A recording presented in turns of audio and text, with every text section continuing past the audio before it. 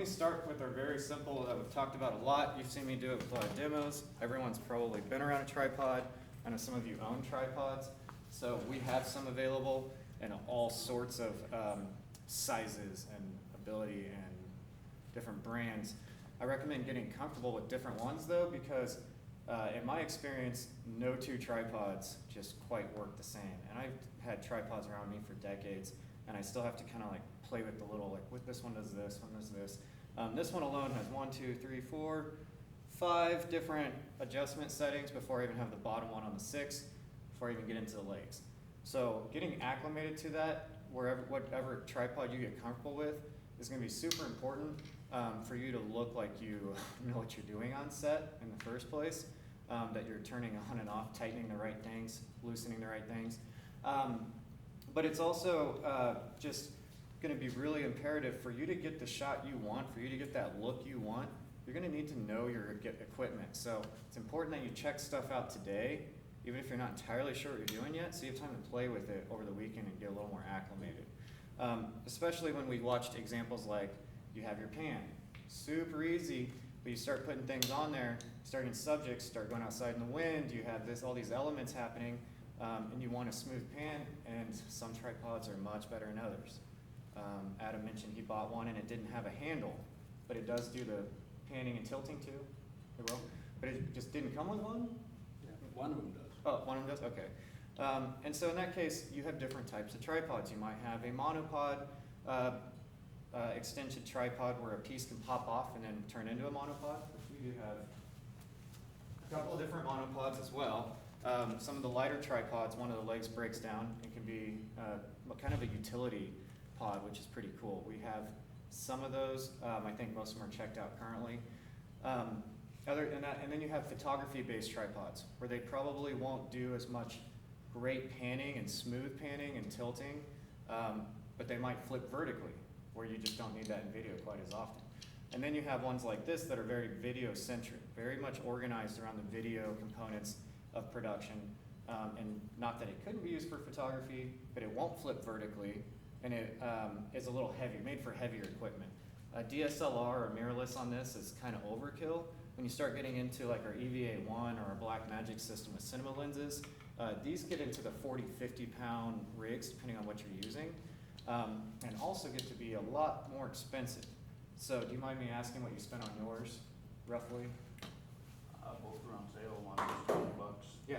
The $20 one actually has an arm, and the snap pack that was on sale for $100, I think it is photography, but it has everything. Yeah, glad you mentioned a sale too, because we just had Amazon Prime Day. It's not as if you missed it forever. It comes every once in a while, like every quarter anymore. I'm not entirely certain.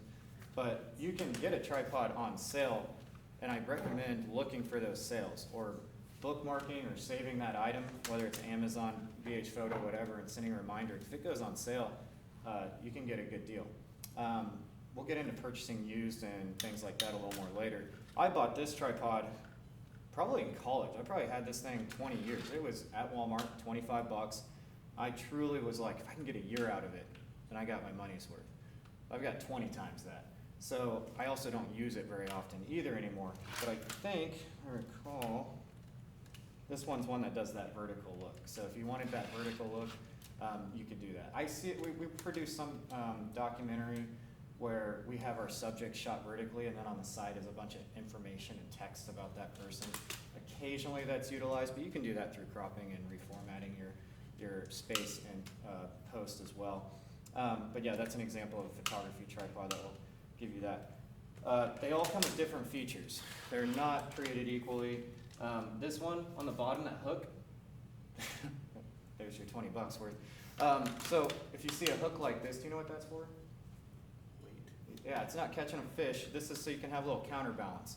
And I do often put a bag on these occasionally, not so much because I'm worried about a big tripod getting tipped over, but we might move around. Maybe I don't want it to get moved and repositioned, especially if I just got that interview lined up and set up compositionally exactly what I wanted.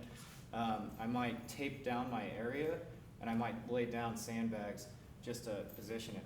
But in this case, especially for photography, if you're doing long exposures, you're doing astrophotography, something of that nature, then you want to weigh it down, because if that has any movement to it, you're gonna get a lot of blur. And so I know we're talking video on this particular assignment, but when we're considering rigs, some rigs are made better for what you're trying to do. Sometimes the best rig is what you have available. There's nothing in between on that. This tripod that's light and, you know, pieces literally are coming off, I think that would pop back in, but I don't think a 20-pound sandbag would be too much help on that. They can, I think this one might even, yeah. So this one is one that has quite a bit of accessories for a little $20 tripod. It has a level you can literally do, you guys remember what this move is? Just going straight up, straight up. What? Starts with a P.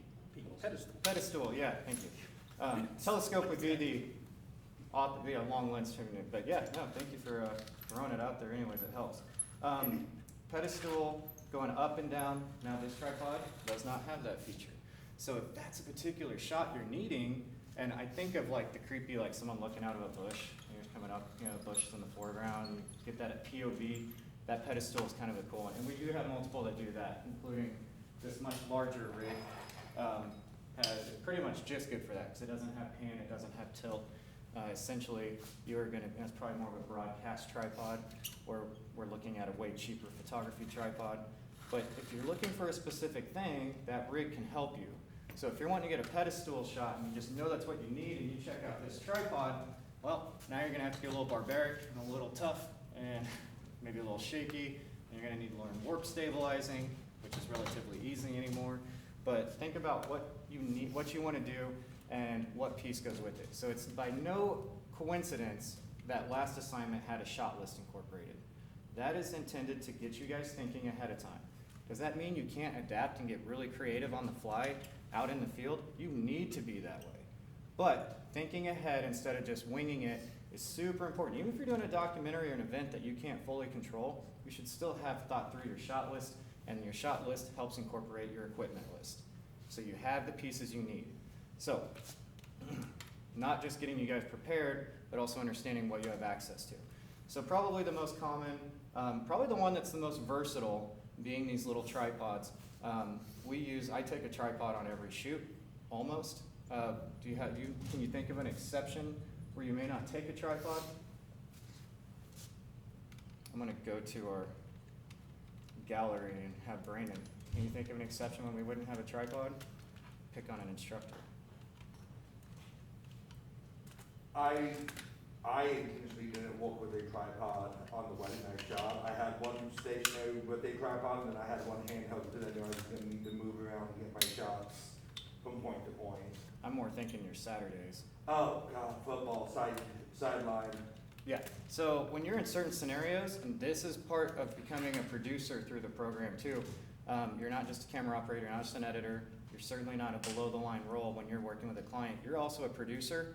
You need to understand what you have access to. And on football games, we're not allowed to have tripods on the field because of a dangerous scenario. We can't get out of the way quick enough. Quite frankly, we can't get out of the way quick enough half the time anyways. If you remember, a woman died in Wichita this year, hit her head on the track after she got ran over at a high school football game. I almost got snapped last year. It was about this far away by the time I realized I was about to get creamed, and luckily Mandy pulled me out of the way. And that goes into having a spotter and all of that, which is, you know, more of a live events discussion than a student field currently, but being in the field, gotta think about these things all the time.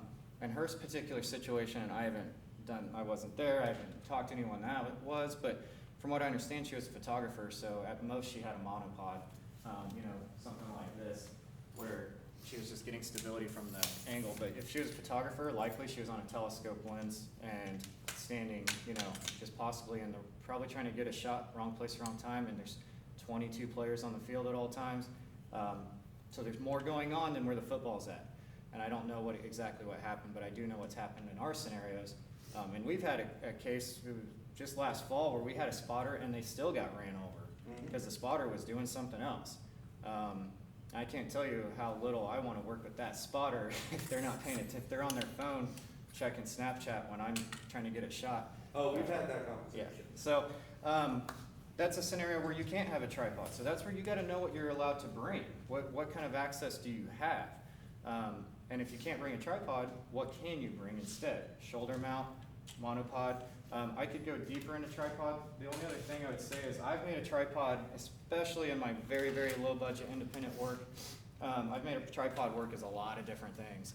And in one scenario at my old job, I was lucky to get a tripod, so the tripod became my shoulder mount. I would pull it all the way flat, depending on how I could get that in there just right. And then my tripod also became my shoulder mount. This is what I'm trying to do here, is create what we call points of contact. The more points of contact you have with your camera, or your camera has with a solid surface, the smoother your project is going to come out, or your particular shot. Yes? Nope, no. Oh, okay. Moving on. Nope, you're fine. I don't have a whole lot of the DIY stuff prepped for you today. I do want to discuss that further. But ultimately, all of these rigs are pricey to some extent, this being by far the cheapest next to our little monopods, about the same price, easily getting into the hundreds when you get into this, and tripods can get into the tens of thousands without any shadow of a doubt. So let's look at something a little more unique. We'll come back around. Let's look at the different tripods real quick so I don't jump all over the place. You can hear those wheels. Now, tripods are just so versatile, and one of my favorite things I've been doing the last couple of years is taking that tripod and throwing it on some wheels. This one's great if you don't need dialogue because it has a little squeak to it. You can probably find some WD-40 and get that taken care of. But you're talking about now your tripod's mobile, now your tripod's actually on wheels, and the shots that come of this are just awesome. It just makes it look, and you can see our Blackmagic's on an even heavier rig. I don't recommend taking that out of a building. It doesn't fit in a car well. If you don't have a truck, it's really a pain. And this equipment can absolutely tear up your car. We do have blankets. They're typically for sound, but they are the same constructed material as moving blankets. If you need to check out a blanket to lay into the back seat of your Camry, I'd recommend that before tearing it up. But you can also pick the better equipment if you have the time. So these wheels do fold up. Let's see if I can do this without getting too crazy. These wheels fold up real nice. Now you can fit that in your trunk, fit it on the floor. The other thing to really consider that I don't mention enough because it just hasn't happened is keep in mind everything that you are tossing into your car, if it's not tied down and you get into an accident, now you have flying debris. Pelican cases, tripods, anything that isn't just like seat belted in could potentially be a hazardous risk for you. So I try to keep as much as I can outside of the vehicle, like in the trunk, or I try to seat belt it in, or I try to smash it into the floor. So if you've ever rolled a car, everything is gonna hit you, trust me. So the wheels, the various capacities of what you can do with the tripod, the fact that you can get a pan shot, a tilt shot, your static shot.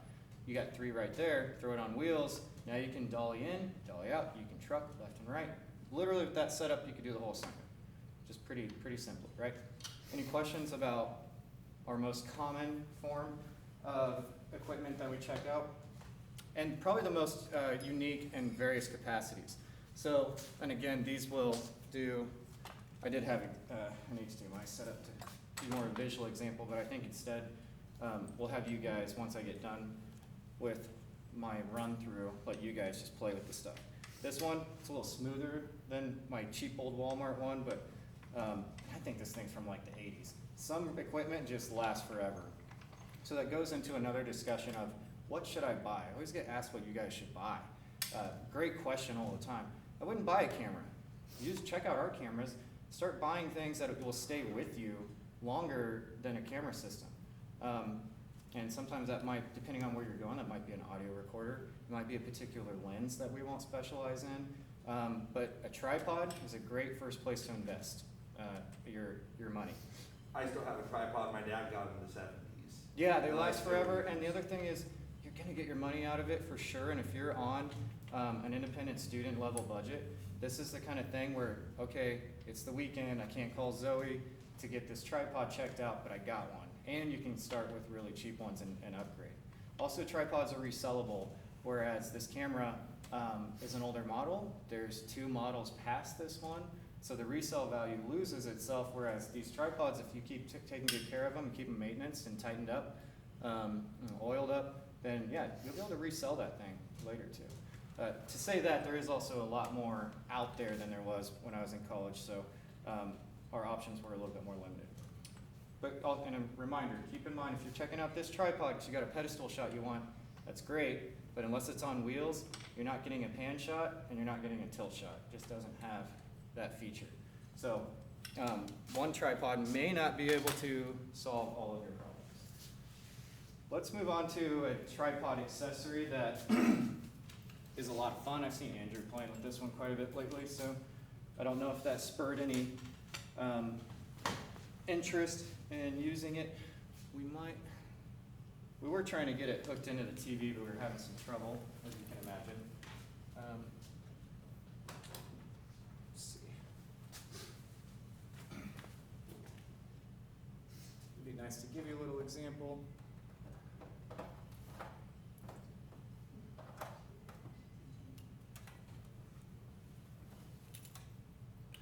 It wasn't reading our T6i, was it, the other day? I'll let you guys play with all of this later, so we're not messing with tech right now. So this is our jib arm. Do you guys remember another name that it was called? We had a couple of names. Yeah, jib arm, crane. There's another one. They had a few listed. Remember, not everything's referred to as the same thing, depending on what your scenario is. This jib arm is, I usually refer to it as a jib. I had one of these for my company, actually the exact same one, and it's in the garage right now, just because I was tired of retightening this the string here. So with more interesting features and stuff becomes a little bit more maintenance and a little bit more care, depending on, the more you complicate it, the more stuff you add, the more you get out of it. So oftentimes, my partner is an engineer. He has a mechanical engineering degree. So when we'd take ours on set, almost every time he'd spend half the time maintenancing our jib arm. But when it works right, it's pretty awesome. This is a way more affordable version than what you see camera operators in Hollywood literally ride these things because they're so big and motorized. And we did have a 23-foot Jimmy jib in the building one time for one workshop from our friend Alec Walterscheid from Wichita. And it's just the coolest thing. He was talking about retiring, getting out of it. I was like, God, I want that Jimmy jib so bad. Now drones have kind of like given you this impression that these might be obsolete in some cases. When we used to shoot outdoors, we used to try to get shots in trees and things like that. In some ways that's true and more affordable and more accessible than ever, but there's just things that this can do, stability, safety. You can put a way better camera on this than a lot of the drone's capabilities, especially when it comes to weight and changing out your lenses. But all of that affects it differently. So I recommend if you are going to use the Jimmy jib, you can see this one doesn't get too high, and we could go higher with the different tripod setup. But if you can see the monitor if you position it just right, but you don't ever have like a great field of view all the way through. If my shot, so if I'm going to go from Dayton's feet, and I want to go up, and I want to look down on Dayton now, I can see it best from about here to here. So there's one thing, get a lot of shots. We're shooting digitally, do a lot of takes, use that space that you have. But the other thing is you could wire in. This one takes a mini HDMI to an HDMI, and you could plug it into a monitor of some sort. So you could see it, and then you could watch your monitor from the side, and then you're not trying to follow it like that. I have actually done the whole trying to just operate it from here because I have the nice steady counterbalance and everything works really smooth. And depending on my shot, now this isn't going to work great if I want to do, like I said with Dayton, and go from there up to here. But it's just a matter of what do you need out of that shot and getting that muscle memory down, that practice and that comfort with that particular rig. None of these, depending on static shot, is always going to be smooth, but none of these are just going to all of a sudden just come to you. You need to practice. You got to keep shooting. You got to get out and do it. this is fun. If it's not fun and it's really a big piece of work and you hate it, then you're jumping into an industry that's probably not for you, because the practice and the time put in away from the client, away from your boss, is what's going to really make you stand out. So you need to be working on this stuff day in and day out. Kind of know what you have here. I always take a strap off whenever I have it on this type. If the rig is moving, tripod, that's not a big deal. That strap can stay on. It's really not getting in my way too terribly much. But if I'm gonna have a rig like this, or I'm getting on the gimbal system, then this is a huge catch. It gets caught on stuff. It's kind of annoying. I'm not a real big fan of straps unless I'm doing photography. Now, so some of the basics about it. Right here, we're looking at, this is just moving it up and down. That's a simple machine, just up and down. Now your hand, your left hand, depending on your tripod setup and everything, you can have your alternate hand picking the angle.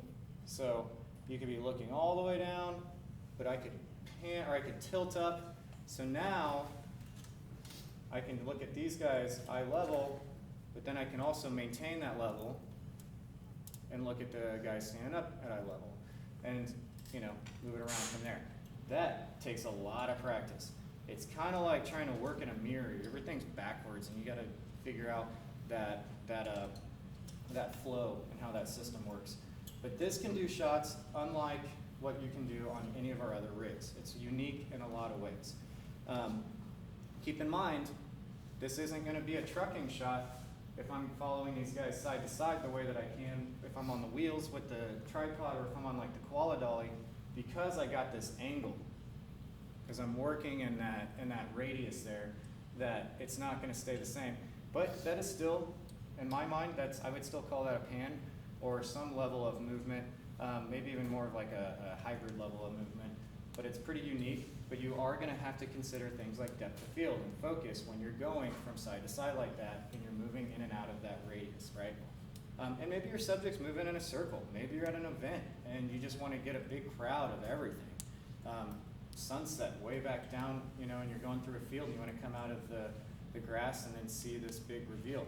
There's so many cool things that this can do that is really hard to do with any of the others. And if you remember from Tuesday, I mentioned our page, our website had a shot of one of us using this in a field silhouetted with the sun behind us. So you couldn't really see the operator, you couldn't see the individual, but you could see that we had a big jib arm up in the air getting a shot in this tree at sunset. And that got us a cosmetology client. Weirdly enough, we were shooting out in the field, but that cosmetology client wanted this shot. They wanted them showing hair coloring and different accessories being used, because it was a workshop educational program. And so we landed a new client just because we had access to a piece of equipment like this.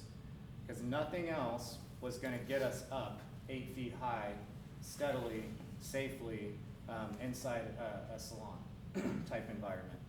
So don't underestimate what your behind the scenes, what your presence online, your visual resume can do for you. We literally got a job because we had a photo of us out in the field that landed us in a salon. And so I never thought when we were out shooting this snake in a tree that we were going to get a cosmetology gig. So you never know where those things would come from. Any questions about the jib arm? Again, probably one of my favorite pieces, but definitely one that has really pissed me off a lot in the past. Number one thing that I usually get frustrated with, normally you'll see this empty side, this empty bar, that's where you can add a counterweight. With this light of a rig, 5 pounds, 10 pounds, will make this so much smoother and lighter. Maybe a couple of times in my life, I've remembered the counterweight when we get on set. So we always end up throwing a sandbag on the other end. That takes a little bit off. If you're doing this for 10, 12 hours, say you are doing a wedding, in a church, and you're trying to get that shot, and then you move this thing to the reception, and keep taking it around. This isn't a heavy rig, but you want to throw something bigger on, like that EVA one, you're going to be worn out by the end of the day. So try to remember the counterweight if you can, when you can. But yeah, usually just a free weight, even a couple of pounds, just helps give you a little bit of that resistance. So, any thoughts? Do you think you'll use it? You played with it. Yeah, I You think think I'll you'll mess with it? So, I don't mean to discourage you guys from anything, but it's all just full disclosure. Some of these things are older, some of them are more complicated than others. Some of them are just too dang big to leave the studio, and we'll get into that too. So trying to hopefully spark some ideas, hopefully inciting some creative notions here. Let's not mess with that. Okay, let's go on to one of the other more common pieces. And we have a couple of these. None of them are brand new, but they, again, another piece that can work for a really long time, it's taken care of well. This is a shaped shoulder mount. You pop the piece off the bottom, same thing, same size as your typical tripods. 5/8 is one of your common ones. You gotta have kind of skinny fingers. It's kind of a pain for me. If you pop it all off, it's a little easier. But this is what we like to use this kind of scenario in sports and live events, that where we can't have a tripod, or we can't keep setting up and coming back.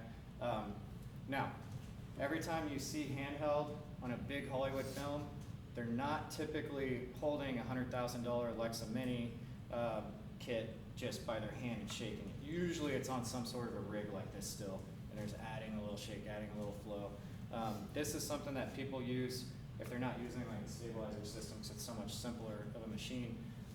You can do it if you want to follow people, through their steps and process. I'm thinking of my football guys. You might be following people through the tunnel. You try to get that step in unison. So if they start on their, ask them what step they're going to start with. Weird question, but if they start with their left step, you start with your left step, and then that little bit of shake that you do get, it still feels fluid because you're ebbing with them. If you step off, they step left, you step right, and then they're going here, but you're over here. It's weird, it's small, but it really does make, it's what? Jarring. Yeah, it's jarring, and your audience may not be professional cinematographers, but they are professional audience members. Their entire lives they've been consuming media. They'll know when something's off and doesn't quite fit. There is another accessory to this that I like quite a bit, but I notice the students don't usually. You can pop in this, and again, more points of contact really help sell the production value better.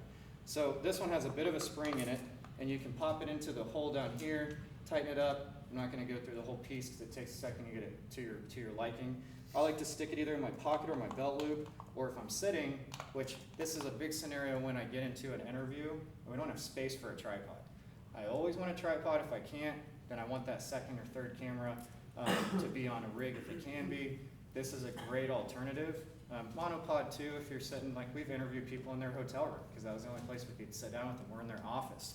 You may not be able to fit all of these tripods in. We shot interviews for an old folks home this summer, and they just gave us the tiniest little office you could think of to work out of, but it was the only space where we weren't going to be disturbed audio-wise. We had to have our audio. If we didn't have clean audio, there was no point shooting an interview, so we had to sacrifice. We had to pull a tripod, and we had to go a little bit simpler with our rigs because of what we had access to. The field component of this class is what's going to make you the most versatile and make you the most, you're going to learn to evolve with your settings and your environment. Patience, attitude, all of that stuff is going to be really important because you can't control a lot when you're out in the field. Here you got a 14-foot green screen and studio lighting, and you can play with everything. You can pull it down and put it back up, not affecting any clients or day-to-day life. You can really get into a studio setting and manipulate things a lot more. You go out in that field, which 90% of my work, if not more, never takes place in the studio. And so you got to be adaptable, and the different rigs can help you do that. 99% of what I do, not in the studio. Brandon basically runs tests in a studio. Yes. That's about it. Okay, various tripods back here that you guys are more than welcome to check out, play with, when you get the idea of. Let me get into one of my favorites, but it's also one of the most limiting in so many ways. Oh, that does bring up, if you are checking out the tripod wheels, and you don't have a smooth surface, you really need carpet, concrete, and I mean like smooth concrete, like the studio floor is great. The stage for the green screen is great. That parking lot with that asphalt, it will not be a usable shot unless your character is going through some sort of trauma and you want it to be completely shaky and miserable. So I think of that because we tried to do a trucking shot alongside a car in this back lot a couple years back. And so I was running camera and someone else was pulling me and it was in the grass. You would think, those are pretty big wheels, you know, it's about the size of my lawnmower wheel on the front. This needs a smooth surface. When you're dollying, when you're trucking, you either need some really good suspension, some really good wheels, some really good give, or you need a smooth surface. And in this case, there is no suspension. So if you have the slightest bump, it's gonna feel it and it's gonna come through the image. The other thing is, you're still gonna be freehanding. You're not gonna have any way to, you could put like a monopod on here, we've done that, but for the most part, this is still a handheld shot, so you're gonna wanna get it stern and to your comfort zone. And obviously, it takes 2 people minimum. So if you have your actor, someone else, and this, you really need someone to help you out to get that shot. Now, it's one of the most fun things to do. But as I mentioned the other day, we did a shot with this down the hallway. We rehearsed it like a dozen times before our actor even showed up, like the day before. We didn't want to guess at all on our timing and our pacing. We had actors walking towards us. We were pulling away from them. All of that took me focus racking, the right depth of field, so the proper exposure, and then of course the timing on the operator's part and the actors, so the blocking was really important. Everything, all these components were coming together because this piece basically renders a complicated situation. But this is one of the only ways to do this particular type of shot. The Dana Dolly is just not something that travels well. And quite frankly, this doesn't either. The seat will come out, but if you don't have an SUV or a truck, then it's really kind of hard to get out of the building. But I love shooting around. If I write my script or my story around this area, what I have to work with in the studio, then this thing works great throughout the building. But the second you go outside, it's pretty rough. Any questions, thoughts on where we're at? No? Okay. You should take time to play with this thing. If you have a partner, consider maybe that's something that you can utilize. It does have more. That company is so great too. When we ordered that, they gave us a really nice educational discount, and then we made like a video to thank them, and it was just us riding around the building and unboxing it, putting it together, and then they shared it and posted it around. So I thought that was really cool. That's the Koala Dolly.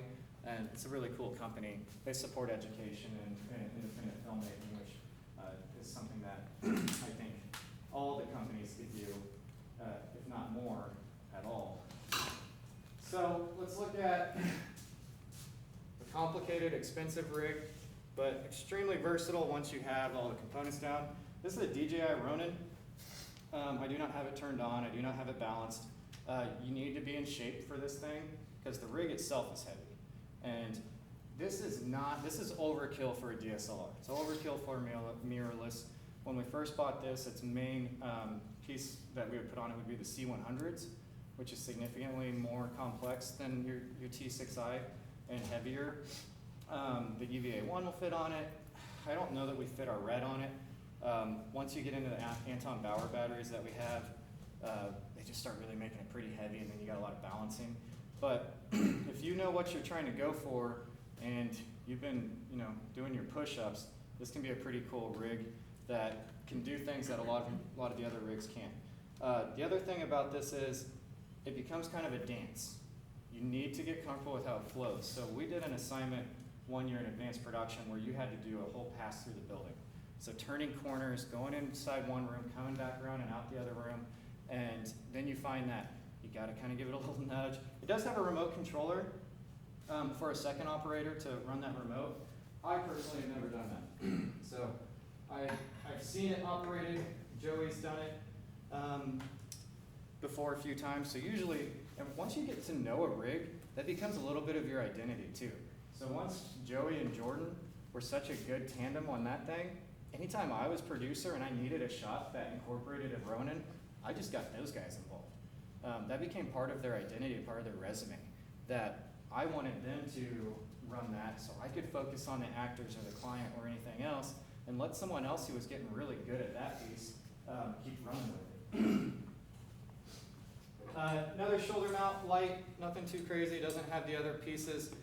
This is typically checked out when that one's out, but you know, the first come, first serve, you know what you need, that really helps.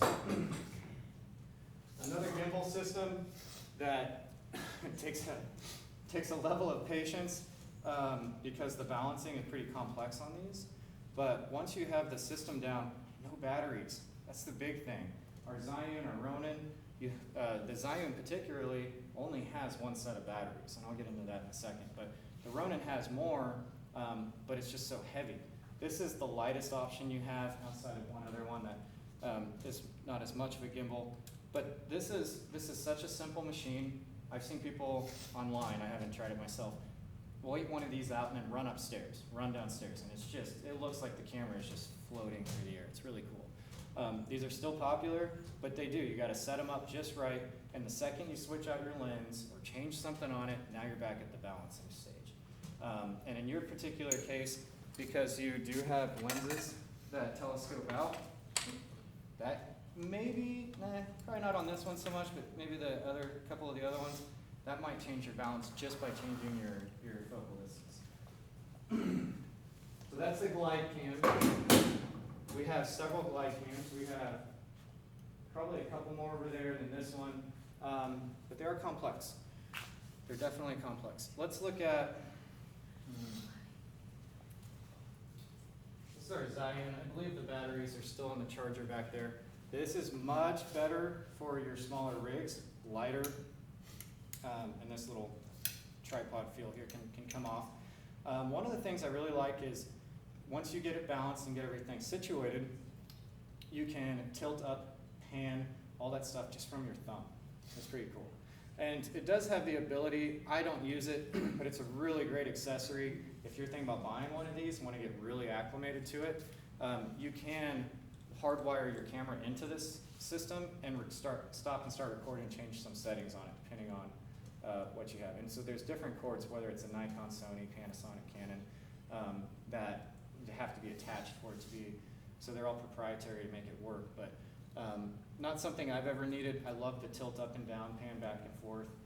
We've sat at the races before and just sat at like turn 3 and just tilted it, just followed it through, and then you didn't have to move. You get that speed down, you get all that feel down. But it takes a little bit of practice. Like I said, it's kind of a dance when it comes to gimbals. You have to know where you're moving and where it's gonna move in conjunction to that. So you gotta lead, and you've gotta basically be in control. First things first, balancing these rigs is gonna make all the difference. If you don't get it balanced right at first, you're not gonna just get it down and get it to a system. I have seen this thing wig out. Were you here when it wigged out? It just starts flipping, going all around. It's actually kind of freaky. I've never had good luck with that thing. So I've tried it multiple times Yeah. and just never had good luck with it. it's a lot of fun to get balanced right now. There's a lot of versions of that now. When we bought that piece, it was $700, $750. It's pretty pricey. Now the newer version of that, the newer generations are like $350. So they've come down in price. We still use them a lot, but again, if I want something like that on set, because I'm not big on gimbals, I'm gonna talk to a camera operator that probably knows the gimbal if I hit any of that shot. Usually, it just kind of depends on the scenario. Show you guys kind of a weird hybrid piece. I actually bought this after we had a garage burned down, and I had a bunch of equipment in it that wasn't as important. I had like a slider, and I had a couple of tripods. And so when I got my insurance back, the reason they were in the garage locker in the first place was because I really wasn't using them that much. This one's it's got a lot of love over the years. So I used that insurance money and I bought this. It's called a Stealthy from VariZoom, same brand that made the one of those shoulder mounts over there. So it has a monopod attachment, which I think is pretty great. When I first bought it, I didn't care about that, and I honestly wasn't even going to keep it in my bag until I realized how valuable it was having that versatility to just plug into my Stealthy, and all of a sudden I had a monopod level of stability. Way cheaper monopod than our other ones, but it was an added accessory. Now, it does have the gimbal option. I've never got it to balance right with when I was using this on my DSLR. again, like with everything, you gotta play with it a little bit. Need to loosen it up. So it will pop out, and you have some weights down here that you can take off, move around, whatever you need to do to balance, and then you get yourself the same type of little gimbal that I had in a much smaller form than that big one. Keep in mind, you can put pretty good ribs on side that glide cam, where like this, you know, is for something a lot smaller. But like I said, I've never quite had it balanced perfectly, but I didn't use it for those things very much. I found it really versatile in other ways. So if I lock that back, I can do a couple of things here. I can pop it loose, and then I can lock it into the back. And I can go over, well, once I let you guys break free here and start playing with stuff, I'll come around and talk about things a lot more. I like to set it on tables.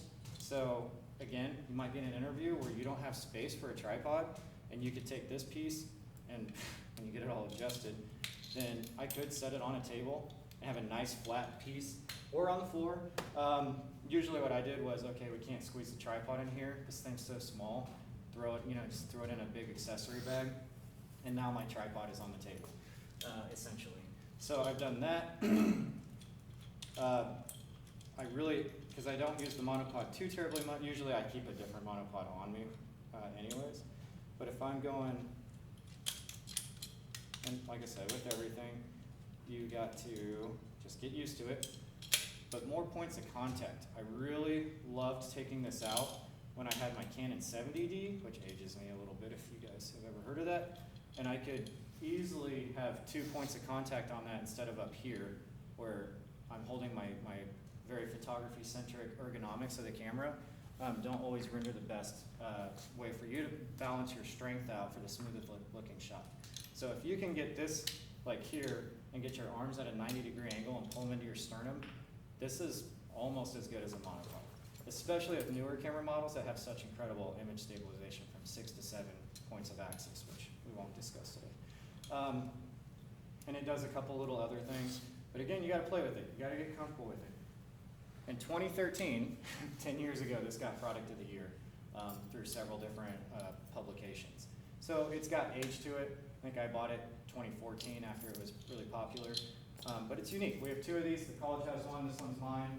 The other one, you're more than welcome to check it out. I don't mind at all. Because I'm not sure if someone has the college one right now or not. And then one of our fun, cool, really expensive tools is what Zoe's messing with right here. We have our Dana Dolly. Great for tracking shots, whatever you want to refer to it as. It's on what is essentially skateboard wheels and just some pipe. This is not something that is durable enough that you can lean on it. Don't put weight on this. It's long enough you can see it give if you give it just a little bit. Also, you see all this give. This is not attached on here in any way. So if you are going to operate with this, use this, then you need to have someone help you out a little bit to get rolling. But it's got a lot of different pieces and accessories. A lot of times I shoot with it upside down and then flip that image in post. So easy to do now, just a horizontal flip. So you can easily get some of the smoothest shots. I do find, however, if I'm trying to shoot a straight on shot, I really need to block out my scene right, because what do I have in the way? I got these bars in the way. But if you're shooting at an angle or shooting down here, we've pulled vehicles in here before and then replicated, I'll let you get that back to cover it. And replicated this just coming around the vehicle, and then we had lights flashing, so it felt like a night scene. This was so much easier bringing the car in and controlling all the lights than it was to take a whole rig outside and try to control the nature and the environment outside. So considering weather and the patrons next door, whatever it might be, we found that we've done it a couple of times, pulled a car right in here and shot some scenes, which is a lot of fun. Usually takes a lot of people. That's a bigger production commitment usually than something like this. But one of our cooler pieces, it stays in the studio, as you can tell. It's just a lot to maneuver, set up, and tear down. I think we took it to Stringer Fine Arts one time and found that was before we had the Qualidolly. Or also we found a tripod on wheels. In the right scenario, it's going to be just as easy if you have a smooth floor. If we are in the parking lot and we need that smooth shot, then this might be the only way to do that without a gimbal system. So And what you'll see kind of on repeat here is a lot of them do similar things. They may just do it better in your scenario for what you need. So that's where I want you to play with it. I want you to ask questions. I want you to converse amongst yourself, talk to Brandon, talk to Zoe for the rest of the time here, and kind of get a feel for what we have and what there is. Now, some of the simplest things are the best thing you need. Monopod, I didn't talk about it too terribly much, but obviously the monopod is great for versatility, inexpensiveness, taking anywhere. I just keep one in my car. A nicer one than this. I mean, if someone steals my $50 monopod I've had for 2-3 years, then I guess gives me an excuse to jump on Amazon. One of the things I do the most with the monopod, especially with kids and dogs and stuff, is I flip it upside down. I have more points of contact.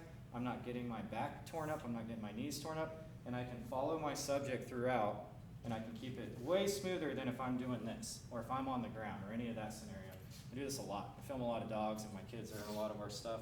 So this is one of the simplest, silliest things.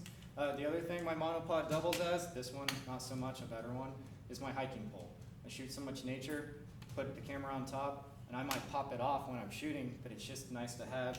And then if I want to starting to get twilight, starting to get dark, and my shots are getting a little blurry, I'm having to open up my shutter speed too much, thinking more photography, then I pop it on here, and now you're getting a little bit of night shots that you maybe couldn't have got 20 minutes earlier if you were handheld. And I'm probably not thinking of a few things, but I want to give you guys the time to get hands-on. That's the whole point anyways. We'll upload this video so that you can reference back and see what I was talking about if you're not sure what something was called. If you're going, kind of wanted this thing, was it the Dana Dolly or the Koala Dolly? Small one's the Koala Dolly. The Dana Dolly's the large one, if you're trying to figure out what you need to ask Zoe to check out or something like that. Any questions for the groups? Because I'm sure if you're thinking it, I either didn't cover it or someone else is thinking it.